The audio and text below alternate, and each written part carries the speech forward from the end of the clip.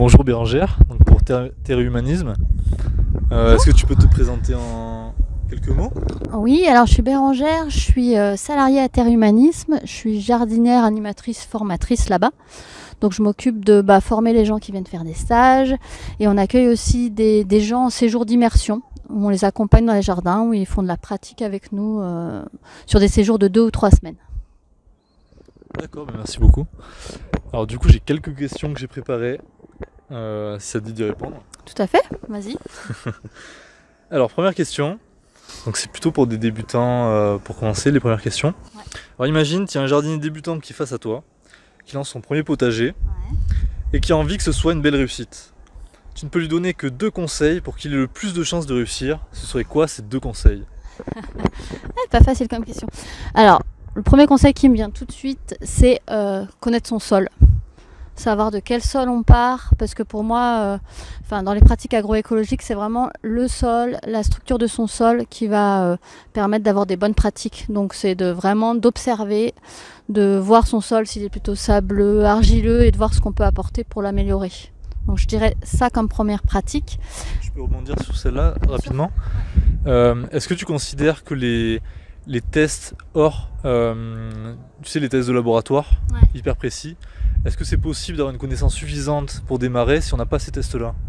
Des tests classiques, genre les bouteilles où tu as la sédimentation, tous ces tests-là, est-ce que ça peut suffire? Alors pour moi, pour quelqu'un vraiment de débutant, ça suffit largement. Okay. Parce que l'idée, c'est pas de savoir précisément ce qu'il y a dans son sol, l'idée c'est de voir un peu comment il réagit. Donc en fait, juste des petits tests, comme on dit, le test du boudin où on va prendre de la terre et voir si elle se tient ou pas, ou le test des bocaux de sédimentation, déjà ça te parle. Mine de rien, ça suffit pour savoir un peu ton sol, comment il va réagir. S'il est sableux, est-ce qu'il, du coup, il risque de ne pas retenir l'eau et pas retenir la matière organique. S'il est argileux, il risque de se compacter. Et rien que ça, pour un débutant, c'est déjà des super bases. Ok, très clair, merci. Ouais. Et du coup, la deuxième, je dirais, c'est en lien avec le sol, en fait. C'est une fois que tu le connais, comment tu l'améliores. Et pour moi, c'est le compost, en fait. Compost et les engrais verts. C'est vraiment pour moi deux méthodes agroécologiques qui sont super importantes à mettre en place dans son jardin. Et en fait, parce que tout simplement, je reviens au sol, mais le compost, en fait, si tu as un sol argileux, il va alléger ton sol. Et si tu as un sol sableux, il va lui donner du corps. Donc en fait, le compost, il va servir dans tout type de sol. Et puis les engrais verts, c'est vraiment... le sol ira bien s'il est couvert, c'est-à-dire s'il a de la végétation. Il vaut mieux un sol couvert plutôt qu'un sol à nu, ça c'est sûr. Mais encore mieux plutôt qu'un sol juste paillé. Donc les engrais verts, ils permettent tout ça en fait. Ils permettent de protéger le sol, de le structurer et de l'amender. Donc moi je dirais que c'est... Okay. Je pense à ça. Voilà. Ça marche, merci beaucoup. Alors deuxième question. Quels sont les 3 légumes que tu conseillerais pour un potager hyper simple et productif? Courgettes. Courgettes, franchement le semis il est simple. Ça se germe rapidement, facilement. Après il faut que ce soit au chaud au départ quand même. Et les courgettes, généralement, ça donne bien. Des fois, les gens ils rencontrent des petits problèmes de pollinisation avec les courgettes quand même. Alors ça, c'est souvent à cause de manque de biodiversité autour. Mais en tout cas, c'est quand même un légume facile à faire. Les tomates, quand même, c'est un légume aussi. Enfin, c'est un plant qui est quand même assez facile à réussir. Et puis, c'est tellement bon, c'est tellement... je pense que ça fait plaisir d'avoir des beaux plants de tomates quand on débute. Et le dernier, je dirais, c'est quand même sympa d'avoir des salades. Surtout que tu peux vraiment associer tomate salade parce que la tomate elle a besoin de chaleur, plutôt elle est en hauteur, et puis les salades tu peux les caler au pied des tomates, donc dans un petit jardin ça peut bien se compléter quoi. Ok, merci beaucoup. Alors troisième question, 2 autres conseils pour un potager hyper simple et productif et le plus autonome possible. 2 autres conseils qui te viennent à l'esprit. Alors attends, tu m'as dit quoi? Un potager hyper simple, hyper simple et productif. Ouais, pour moi c'est la suite. C'est alors hyper simple. C'est il y a pas besoin. Enfin, pour moi il faut travailler son sol légèrement, mais c'est-à-dire pas le retourner, surtout pas, mais l'aérer. L'aérer, c'est là où on parle de grelinette ou d'aérobèche. Donc mine de rien, c'est un outil simple, c'est un outil qui fait pas mal au dos, c'est un outil qui est pas spécialement lourd et qui est très facile à utiliser. Donc pour moi, dans les petits jardins, c'est génial. Et pour que ce soit productif,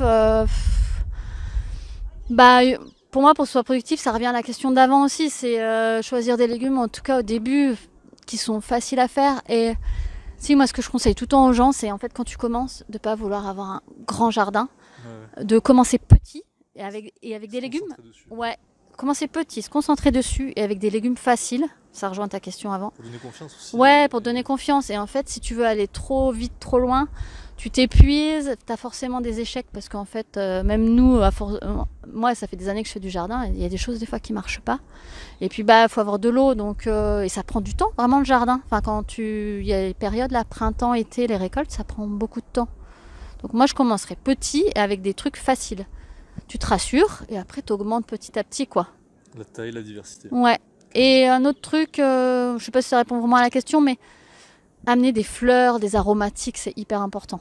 Parce que pour les yeux, mais aussi pour les ravageurs, ça va vraiment perturber les ravageurs. Et du coup, il y a un équilibre qui va se faire tout seul, en fait. Okay. Et il y a plein de fleurs qui se mangent. Ouais. Donc ça, c'est chouette aussi. Ok. J'ai même fait une formation sur les fleurs indispensables. Comestibles. Les fleurs fantastiques. Ah oui. Tu sais, à divers intérêts comestibles, médicinales, ravageurs, engrais verts. Et le troisième, c'est quoi? C'est quoi le troisième? Genre engrais vert. Et structurant. Ah oui, d'accord. Bon, engrais vert, c'est un lien avec engrais vert. Ah, trop bien. Ok. Merci. Quatrième question. Quelles sont les 2 erreurs que tu as faites et qui t'ont apporté les meilleures leçons? Oh là là. Les 2 erreurs. Alors, je dirais peut-être. Alors, je parle de mon potager perso. Je dirais une mauvaise connaissance de mon sol au départ et un peu de me dire le sol il va se débrouiller un peu tout seul et j'avais pas amené assez de matière organique. Et en fait, j'avais un sol très très pauvre, très sableux, plein sud, et du coup, manque de production parce que un peu pas le courage de réamender chaque année. Et en fait, c'était un sol qui avait vraiment besoin que je lui ramène vraiment de la matière organique. Et du coup, je me suis dit, non, il faut vraiment que j'en prenne plus soin. Donc avec la matière organique ou avec du compost ou avec des engrais verts, ce que je faisais pas au départ. Et en fait, quand tu fais ça systématiquement, tu vois vraiment qu'au fur et à mesure des années, il s'améliore. Après, un sol sableux, en fait, la texture de votre sol, vous ne pourrez jamais la changer. C'est la structure que tu peux faire évoluer. La texture, c'est ce qu'il y a dans ton sol, enfin le minéral qu'il y a dans ton sol, et ça, tu ne le changeras pas. Même par exemple, je ne recommande pas l'argile bentonique. Alors, si, tu peux en rajouter, mais tu changeras pas sa texture. Tu peux pas passer d'un sol sableux à un sol argileux, ou si tu es sur une roche où il n'y a pas de calcaire, tu peux en ramener toi un peu, mais tu la changes. Enfin, tu auras toujours le calcaire qui va sortir de la roche-mère. Oui, voilà, tu auras toujours quelque chose. Voilà. Et en fait, avec tous les sols sont valables en fait. Ils ont tous des avantages et des inconvénients. Donc c'était peut-être ça, vraiment, où en fait je me suis dit, il faut quand même que je réfléchisse bien à mon sol, comment il fonctionne. Et autre chose, je sais pas, je dirais peut-être un rapport avec l'eau, quoi, faire vraiment, pareil, essayer de réfléchir à comment j'arrose, selon la période, quand. Et pareil, sol sableux, c'est peut-être l'arroser plus souvent, mais en moins grande quantité, parce que en fait, ça a tendance à se lessiver. Ouais. Et si tu as un sol plus argileux, c'est plutôt l'inverse. Tu vas arroser plus longtemps, mais moins régulièrement, en fait. Une grosse quantité. Ouais. Peut-être c'est ça un peu au début où je me suis un peu plantée, quoi. Ok. Donc rapport au sol, toujours. Ouais, on part toujours de ça. Non mais les retours d'expérience que je vois en général, ça semble être un truc. Oui, c'est la base. Hein. Nous, quand on fait les formations, la première thématique qu'on aborde, c'est le sol et comment amener de la fertilité dans ton sol.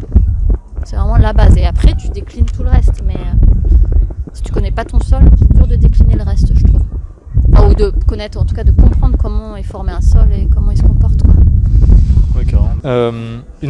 Une astuce secrète qui te facilite la vie au potager? Tu peux dire bonus si jamais t'en as pas. Là je sais pas, une astuce secrète. Joker plutôt. En fait, je sais pas si c'est une astuce, mais je dirais quand vous avez un potager, en fait, il faut. Pour moi, c'est une présence pratiquement quotidienne, mais ça veut pas dire que tu t'interviens tous les jours. Mais pour moi, c'est important d'y aller peut-être au moins tous les jours, tous les 2 jours. Mais ne serait-ce que pour juste se balader et voir ce qui s'y passe. Et c'est là, en fait, en y allant régulièrement, que tu vas te dire ah purée, là il manque d'eau, ou oh purée, il y a une petite maladie qui s'installe, ou en fait pour moi c'est du vivant, c'est du végétal, c'est du vivant. Du coup ça demande une observation, une présence, mais voilà, ça veut pas dire que tu interviens forcément, c'est nécessaire, mais d'être là quoi, d'être là et d'accompagner tout ça quoi. En plus ça véhicule le fait que c'est important pour nous, le fait d'y aller régulièrement, et du coup forcément peut-être qu'on y apporte un peu plus d'attention et d'énergie inconsciemment. C'est possible? Oui, et puis tu vas anticiper aussi s'il y a des petits problèmes, tu les anticipes plus facilement, parce que si tu vas pas pendant une semaine, en fait après t'arrives, des fois tu fais waouh merde il s'est passé ça, et c'est un peu tard quoi. C'était pour le micro. Non, c'était pour de l'orienter un peu. Ok. Le succès dont tu es le plus fier? Je sais pas, moi ce que je suis fière c'est de transmettre. Donc, de transmettre parce que c'est mon métier, mais parle-en d'ailleurs de ce que tu fais avec Terre et Humanisme. Du coup vraiment on fait de la en fait on a un jardin pédagogique, l'association elle existe depuis bientôt 30 ans, on a des jardins qui ont commencé à exister il y a 25 ans. Et du coup, on voit vraiment l'évolution. Moi, il y a 25 ans, je n'y étais pas encore, mais en tout cas, sur des photos et tout, on voit vraiment l'évolution du lieu. C'est assez fou. Et l'idée, c'était vraiment de partir d'un lieu avec des conditions pédoclimatiques très, très compliquées et de montrer qu'avec des pratiques agroécologiques, on peut tout changer, quoi. Et voilà, c'est vraiment un lieu de biodiversité immense où on a des super productions, qui est très agréable à vivre et tout ça. Et c'est peut-être ça que je suis fière, pas du lieu en lui-même, parce que moi j'y suis depuis que 2 ans, mais en tout cas de transmettre ces valeurs-là, de sensibiliser les gens, qui regardent la nature d'une autre manière. Ouais, ça me plaît. Ouais. Ok, ça marche. Tu nous partages ta meilleure anecdote? Tu peux dire Joker si t'en as pas. Non, j'en ai une, mais je sais pas. Des fois, on se rend compte qu'il y a des personnes qui sont vraiment déconnectées du réel, enfin en tout cas de ce qui se passe dans la nature. C'est arrivé plusieurs fois qu'il y a des personnes qui, quand on récoltait des radis au jardin, qui me disent ah mais les radis, quand on les récolte, c'est pas une botte qui sort de terre quoi.